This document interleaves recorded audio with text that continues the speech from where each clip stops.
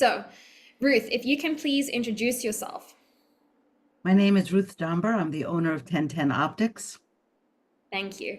And how long have you been a client of Silkin's or connected to Silkin? Over 20 years. Wow, that's impressive. I'm guessing it, or just about 20 years. Let's ask 20 that years. again. Yeah, I'm not really sure. I would say 18 to 20 years. That's okay, great. That's a good answer. That's a really long time to be connected with a consulting company. Why have you stayed on or kept Silkin as a consulting company of yours? I win when I have them on my team, on my shoulder, helping me to make right decisions and learning how to operate properly. I win. Awesome.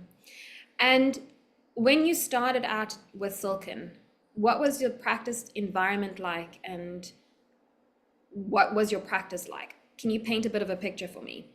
Business was good, practice was good, but I was operating more intuitively, and sometimes that fails. Mm, With Silken, I learned how to use not just my intuition and my experienced skill set, but to have a regimented platform with a program from which I could operate with predictability. And how did that predictability increase your stability or better your practice environment?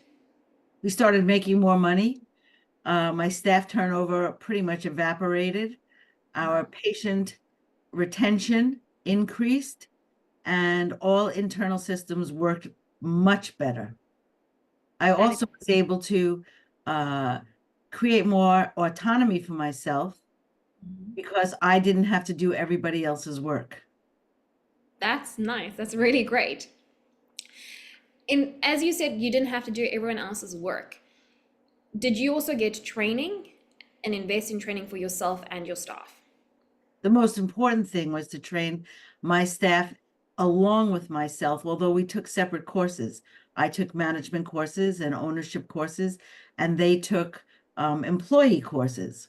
I don't know how differentiate them, the verbiage, but that's critical. So we all speak the same language at the end of the course, at the end of our training, and that training enabled us to cooperatively implement what we had learned. That is really awesome. And the first time you had to train your staff or invest in training for your staff using Silken, what was sort of the process that you went through and what was the original feedback from your staff when they first heard they were getting training? It was a big unknown. None of us knew what to expect. All of us were excited about the prospect of learning what we did not know.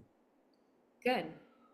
So there was no resistance, and everyone was quite eager to continue their courses, their learning, and go to seminars. Also, Silken held the seminars in very pleasant environments. So again, a win-win. That is a win. Well, we're looking at doing more ownership conferences again, so there'll be more seminars in the near future. And you mentioned how you started to operate not just on your gut feel or just use your gut feel, but have things on which to operate on, which help to create more certainty in relation to the managing of the practice. Could you say that you implemented systems into your practice that are now workable systems that you can use over a long-term period? Oh, undoubtedly, 100%. The first thing that worked beautifully and was welcomed by all was hatting everybody. By hatting everyone, their jobs became their own. There was no competition, there was no negligence, there was accountability, and that was a huge difference in creating good flow. Then I started using statistics and sharing those statistics with my staff, and we began to operate on information rather than just what we thought we knew. It sounds like you got to get a feeling of the pulse of your practice, and it wasn't just the hearing of a heartbeat, but you got to understand that heartbeat and what was happening. Would That's a that be great analogy. Yes. was that an apt description? Yeah, Awesome. perfect. Perfect. We operated with information, and that there's a lot of affirmation with information. You see, oh, I'm right. Let's keep doing this. This is good. Or, I thought this was going to work and I can see that it's not working. Let's act on that. Amazing. The next question that I have is you've obviously invested a lot of money in terms of training your staff and spending money with Silkin. And one might say, well, I invest money, but I don't see an initial a beans for beans theoretically where you can't see I spent X amount on a workshop or X amount on consulting and I made X amount back. How would you describe the beans theory in relation to what you got out and why that investment was such a good investment for you? Absolutely, we were a little astonished by the investment in courses and the agreements. And because they asked questions during the initial vetting process that I was unable to answer, it dawned upon me that they had something that they could teach me. And I knew that those lessons would not be at no cost. I decided to make the investment in Silkin because of one sentence, one phrase they basically communicated, which is, we need you to make more money so that you can continue to retain us. That makes sense. And based on that philosophy, I said, okay, I agree with that. That makes sense to me. Good. That is amazing.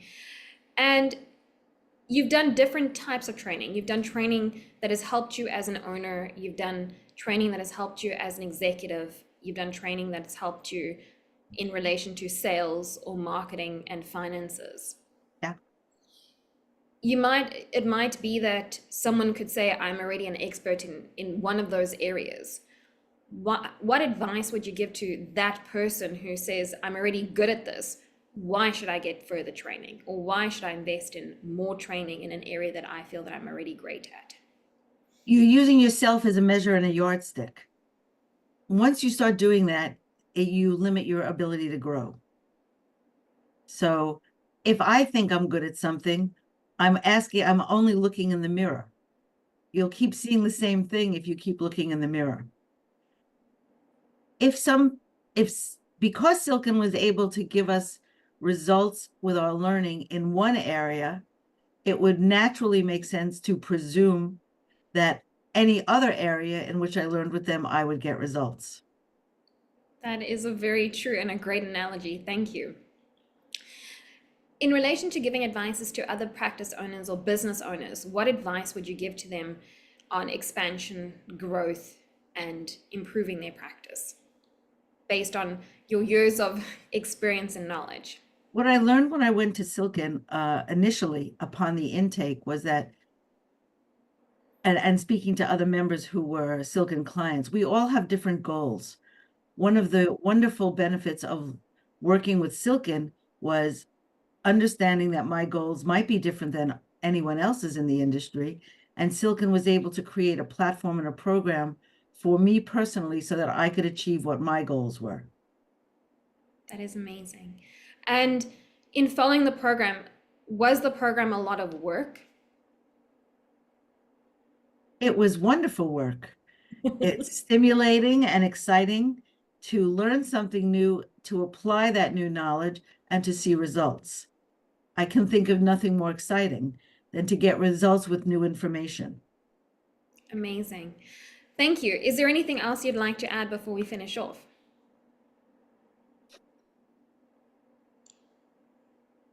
One of the best benefits of Silkin was to see my staff really appreciate their job and their place of employment so much more because their position in our company mattered to them because they had responsibility and accountability.